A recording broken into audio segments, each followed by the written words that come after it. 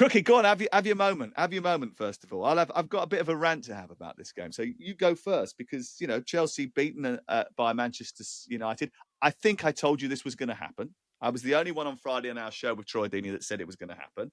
You were like, "Don't be ridiculous, don't be ridiculous." It did happen because it always happens. This is what happens when Chelsea go to Old Trafford.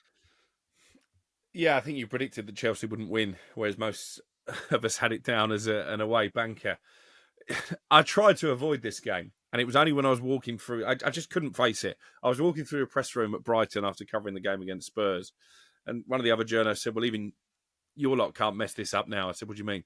And they said, "Well, Robert Sanchez has just been sent off." So I got reeled in, listened to the game on the radio on the way home, and I got home, I think, 75 minutes. And then, of course, Chalabar scores. And I said to Mrs. Cook, they're going to get another goal here.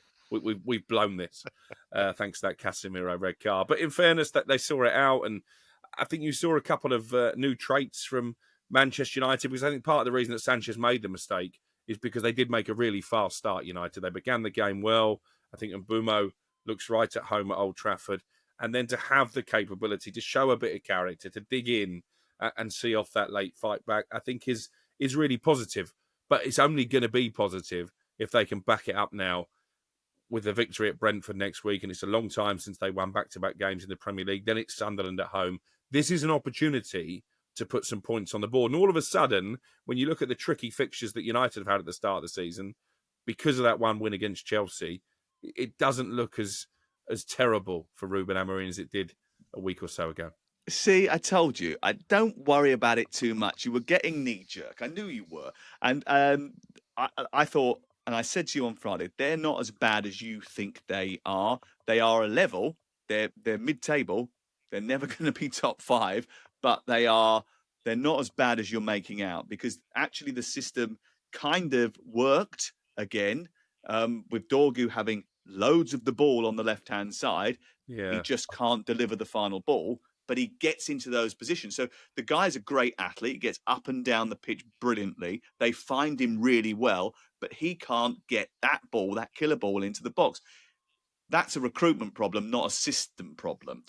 I think they did start so well, and that's what unsettled Chelsea. But Chelsea should have got something from this game. So let's talk substitutions, and I'm sure Kev, you'll have a view on this. I've got a massive issue with this. Enzo Maresca has made a mistake, and he's done a very good job at Chelsea. Yes, he's won the Conference League, got him into the Champions League, and he won the Club World Cup with a brilliant performance against PSG. But this was a tactical mishap. This was a panic. Cole Palmer is not fit. He missed the game against West Ham United. I was doing the game against Bayern Munich, and he was injured during that match with a groin problem. He's definitely not 100%. He was risked in horrid conditions. And when I say horrid conditions, I got soaked walking from my car to the game. I came from the Merseyside derby, rushed over to Manchester. I got soaked just walking to the ground. It was absolutely horrendous. When you have to take someone off after 4 minutes because your goalkeeper's had an absolute brain fart, why would you not take off the half-injured player? Okay, he's your best player. Maybe then you wait. If you're going to make one substitution, maybe you wait. But if you're making 2, why would you sacrifice 2 attacking players? I don't get it. And also, when as a manager later on down the line, you have to make a different substitution because the game has got away from you and you need an equaliser, why on earth are you bringing on a guy that is a teenager and you tried to sell to Fulham 3 weeks ago ahead of £49 million worth of investment in Alejandro Garnacho, who I think probably has got a bit of a point to prove at Old Trafford, and Jamie Gittings, who you spent 45 million quid on? I just don't get it. Explain it to me, Kev. Yeah, I mean, I did think it was odd, the whole Palmer thing. And he came out afterwards, didn't he? And he said, Cole made a great effort for the team, for his teammates. Well, hang on. You're supposed to be his guardian, effectively. If you don't think he's fit, then don't play him. And certainly, if they got him to soldier on for a bit longer, fine. But they hauled him off after 20 minutes anyway. So he didn't seem in control of that process at all. And you mentioned Gittins. He feels to me a little bit like the poster boy for the problem with incessant trading at Chelsea. Because what you have is you have a situation where you bring in young players. And look, I've watched Jamie a lot. I really like him. I think that there's a lot there. But the problem is he needs games and he needs a run of games. And actually, towards the end at Dortmund, he wasn't getting that because Kovac changed the system, didn't really fit a winger. So he wasn't necessarily playing. So if you're going to spend a load of money on a guy like that, you need to play him. And you need to play him quite regularly. And I just think, how is he supposed to get any kind of confidence when he doesn't feel secure at all? And obviously, they made that change early on anyway because Sanchez got sent off. But I think it kind of then blooms into something else. If Nicholas Jackson had still been part of this squad, he would have been involved and he would have had the option to bring him on and try and change the game that way. He did not want to stay because they brought guys in and said, we don't need you anymore, you can go. And so he was desperate to go to Bayern. I still think that's a weird move. I'm still not sure that's going to work out long term, but I understand why he wanted a change. And I just think if everyone apart from Cole Palmer doesn't feel secure and thinks they're going to be either replaced by somebody else or kicked out at some stage, how can you really build anything long term? So yes, I get it. Chelsea have won things. I understand that. But I think if they're going to get to where they want to get to, which is challenging for a Premier League title, I think they've really got to think about the stability of their trading, because we pat them on the back for selling players and making money. But I just think it just adds to a bit of instability. Yeah, it's all a game. It's all a game. It's all about numbers, and it's all about moving pieces around on the P&L sheet in order to avoid a PSR deduction, right? Because if you buy loads of players, you can spread that cost over the length of the contract, or 5 years, the first 5 years of the contract.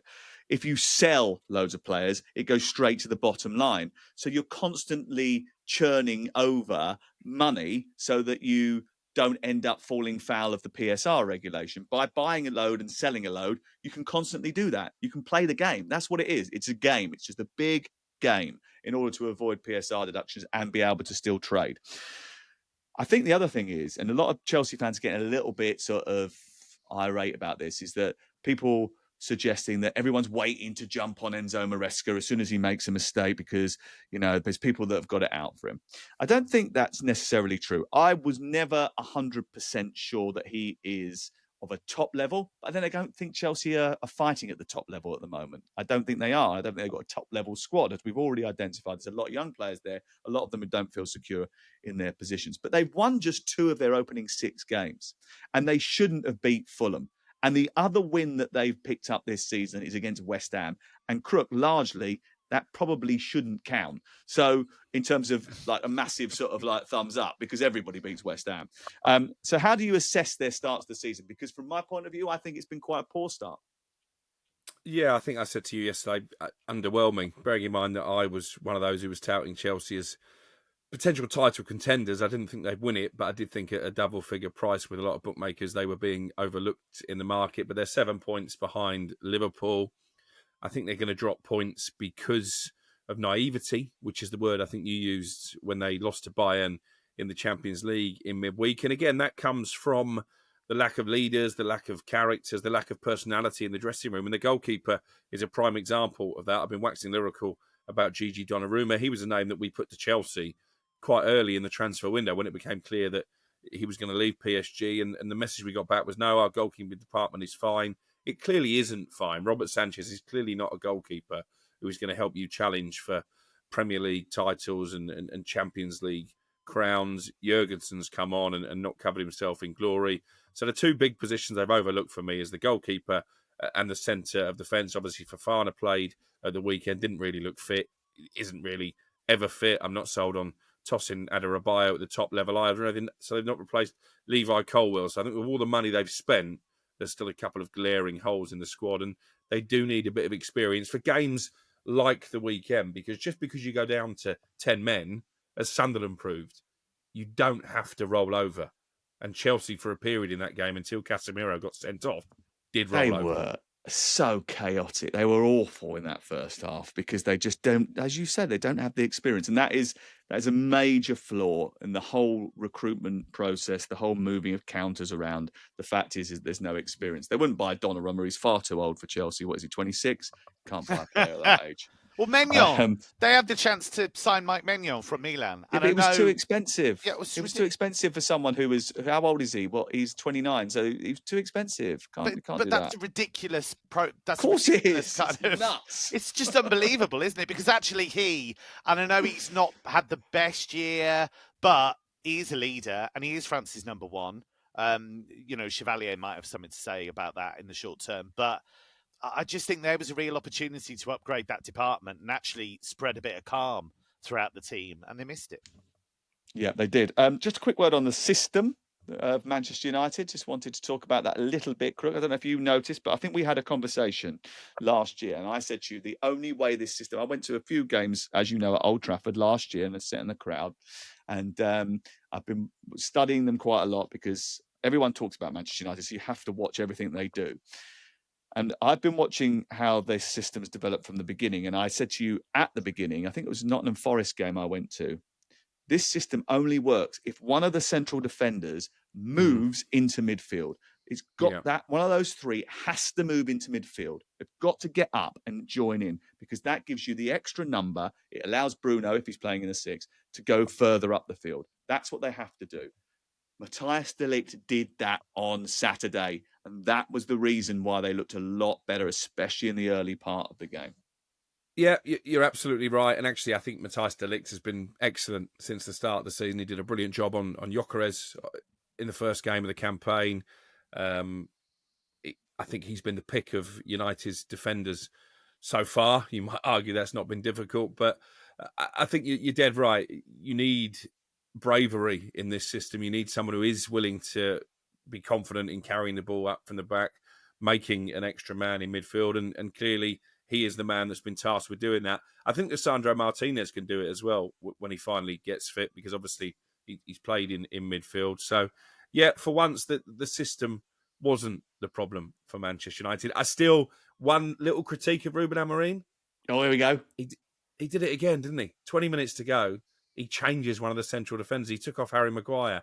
I don't understand, because if you're playing with three centre-backs, unless you are Matthijs de Ligt, who's being asked to come into midfield, they're not using that much energy. And obviously they've conceded from a cross. I don't know if Harry Maguire was there that he heads the ball away, but I suggest they had a better chance of doing so. Just stop changing the back three 20 minutes to go in every game, Ruben. You don't need to do it. I'm so pleased. This is peak Crook flip-flop, isn't it, Kev? He's now bemoaning the fact that Harry Maguire was taken off. We'd have never thought that, would we? We'd have never thought that. It is a weird thing to do. It does kind of sow instability. But I thought Amorim said something really interesting, actually. And it was only a little thing that he said, but it really made me take notice. He was talking about the crowd. He got asked about the crowd. And he said, the crowd we can always rely on if we give 100%, if we run, if we fight, if we tackle. And I feel like that's been a running theme all the way through. A little bit like Ancelotti when he was at Real Madrid, he used to say similar things every so often. He'd say, look, when we give 100%, when we run, when we do all the things I'm telling you to do in the week, then we can get results. And I thought that was really telling, because that suggests to me he thinks that doesn't happen. And it certainly didn't happen at stages in the derby against City. They were far too pliant, far too obliging.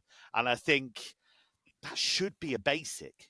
I mean, can you imagine, the one thing you know about Arteta and Arsenal, the one thing you know about Slot and Liverpool, they'll run. They'll run, they'll fight, they'll tackle, all that stuff. Some of the technical stuff might not work, but the effort is a non-negotiable. So I thought that was really telling.